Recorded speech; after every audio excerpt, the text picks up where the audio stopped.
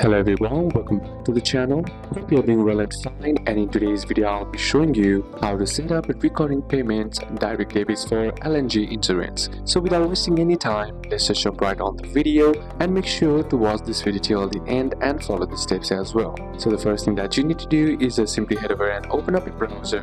Then on the search bar type in legal and general login. Then once the search result loads, simply tap on the first link that is shown to you. Now that will lead you to the homepage of the LNG. Simply tap on the login option on the top, or simply tap on login option on the bottom right here, and that will lead you to the login portal of the LNG. Now all you gotta do here is enter in your email address, password to log into your account. Then once logged into your account, what you need to do is click on my policies or my products. If you don't find the option in the dashboard, simply tap on the three arrows on the bottom on the top right and then select my policies. Then inside select the policy you want to set up recurring payments from. Then look for payment options like payment settings, manage payments, set up direct debit, recurring payments, and then simply select set up direct debit. Then once inside, enter your bank details, input your bank account number, sort code plus account number from the UK accounts, and then choose payment frequency from monthly, quarterly and annually, and then confirm the start date of the direct debit. Then next is to confirm and authorize. Review the details like amount, frequency, bank account, and then click on confirm or set up direct debit. Some accounts may require online banking verification or bank ID if applicable in your country.